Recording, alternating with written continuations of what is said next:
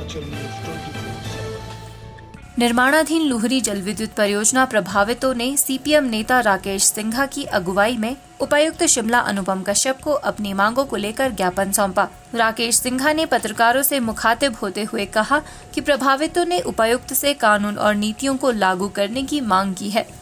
उन्होंने कहा कि इस परियोजना में 132 लोगों की जमीनें चली गई, लेकिन सरकार ने अभी तक इन लोगों को रोजगार मुहैया नहीं करवाया है। उन्होंने कहा कि परियोजना को बनते हुए 5 साल हो गए हैं, लेकिन अभी तक प्रभावितों को सरकार ने मुआवजा नहीं दिया है। राकेश सिंघा ने कहा कि प्रभावितों की कार्यकुशलता के आधार पर सरकार द्वारा उन्हें वेतन दिया जाना चाहिए। उन्होंने कहा कि जल विद्युत परियोजना में ब्लास्टिंग के दौरान मकानों में दरारें आ गई है, लेकिन सरकार ने एक सर्वेक्षण स्थान को छोड़कर बाकी किसी को भी मुआवजा नहीं दिया। सिंघा ने कहा कि जल विद्युत परियोजना से उठ रही धूल के कारण किसानों की फसल भी खराब हो रही है, जिसका मुआवजा भी उन्हें अभी तक नहीं दिया गया। जितने भी सतलुज नदी पर प्रोजेक्ट है बहुत विवादित हो गए और विवाद का एक मुख्य कारण है जो गैर कानूनी डंपिंग नदी में हो रही है। वो एक बहुत गंभीर मसला है और उस मसले को लेकर 3 बजे मैं हिमाचल प्रदेश के चीफ सेक्रेटरी महोदय को भी मिल रहा और ख़ास तौर पर वो सुन्नी हाइड्रो प्रोजेक्ट के सिलसिले को लेकर है। जहाँ तक प्रश्न लुहरी हाइड्रो प्रोजेक्ट का है, उसमें हमने बहुत साफ और स्पष्ट प्रशासन को कह दिया है और इसके बाद सरकार को भी कह देंगे। जो प्रोजेक्ट प्रभावित की पीड़ा है, उस पीड़ा को दुर्भाग्यपूर्ण कानून होने के बावजूद, नीतियां होने के बावजूद सरकार और सरकार का तंत्र उस पीड़ा को दूर नहीं कर पा रहा है। और इसलिए आप जानते हैं कन्नौर में बहुत से प्रोजेक्टों के प्रश्न को लेकर जो नौजवान हैं और महिलाएं हैं, उन्होंने वो प्रोजेक्ट बनने ही नहीं दिए। हम ऐसी परिस्थिति नहीं चाहते हैं कि ऐसी परिस्थिति पैदा होए और इसलिए हमने डिप्टी कमिश्नर महोदय से विनती की है, जो कानून है, जो नीतियां हैं, मेहरबानी करके उनको लागू किया जाए। और वो क्या है? ज़मीन चले गई, 132 लोगों की जो ज़मीनें इसमें गई ज़्यादा की है, लेकिन 132 को अभी तक रोज़गार नहीं दे पाई है जो सतलुज जल विद्युत निगम और जो पटेल कंपनी है। इससे बड़ा दुर्भाग्य क्या होगा? आपने सारी कुर्बानी दे दी, सारी भूमि चले गई, कोई भूमि बची नहीं, लेकिन उसके बावजूद आज प्रोजेक्ट को बनते हुए ये समझ ले आप 5 साल हो गए हैं, लेकिन 5 साल में आप रोजगार नहीं दे पाए।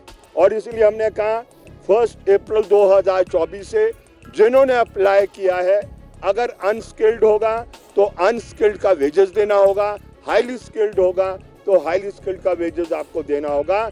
ये प्रश्न भी रखा है। दरारें मकानों में आ गई है, जो ब्लास्टिंग वहाँ प्रोजेक्ट पर की जाती है, लेकिन सर्वेक्षण के अलावा एक स्थान को छोड़कर जो निर्त में है वो उसका मुआवजा दिया गया है। लेकिन जितनी भी 11 पंचायतें वो चाहे रामपुर बुशहर में लगती है, कुल्लू वाले इलाके में लगती है या कमार्शन वाले इलाके में लगती है, एक नया पैसा नहीं मिला। और ऊपर से जिस तरीके की बरसात आ रही है, मकान बचेंगे नहीं बचेंगे ये कहना कठिन है। लगातार 2019 से मैं समझता हूँ कोई किसान ऐसा नहीं होगा जिसकी ये 10वां हिस्सा भी फसल का लगा हो, चाहे प्लम है, बादाम है या आपके एप्रिकॉट है या चरी या सेब है। उस इलाके में इसलिए नहीं लग रहा है, जो धूल उड़ती है, सारी की सारी धूल तमाम फसलों को नष्ट कर लेती है। और वो एक साल को छोड़कर जो 2021-22 का कुछ पंचायतों में मुआवजा दिया है, बाकी अभी सारे देख ही रहे हैं कि कब सरकार और सरकार का तंत्र मदद करेंगे।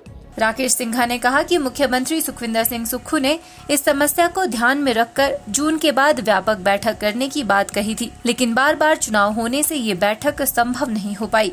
उन्होंने कहा कि 10 जुलाई को होने वाले विधानसभा उपचुनाव के बाद इस समस्या को लेकर मुख्यमंत्री के साथ बैठक की जाएगी। हिमाचल प्रदेश के माननीय मुख्यमंत्री महोदय ने ये वायदा किया था कि 10 जून के बाद वो एक व्यापक मीटिंग करेंगे, लेकिन आप जानते हैं कि कुछ ग्रह ऐसे हिमाचल प्रदेश पर आए हैं, एक चुनाव के बाद दूसरा, दूसरे के बाद तीसरा। ये हम समझते हैं ये चुनाव की जरूरत नहीं थी। क्या जरूरत थी निर्दलीय को इस्तीफा देने के लिए? तो अभी हम हिमाचल प्रदेश के मुख्यमंत्री महोदय को जो 10 जून होना था, जब ये 3 निर्दलियों का ये रिजल्ट आ जाएगा, उसके बाद एक बड़ा डेलीगेशन उनके पास आएगा और उसमें हम एक दफा दोबारा विनती करेंगे उनसे कि भाई इन मांगों को हल करें। इस बात को भी हम कह रहे हैं, पानी सारा सूख गया है और उसके लिए डैम से सिंचाई के लिए भी पानी उठाना चाहिए, जो एक नई नीति के रूप में हम सरकार से ये विनती करेंगे। हिमाचल न्यूज़ 24/7 के लिए शिमला से सपना शर्मा की रिपोर्ट।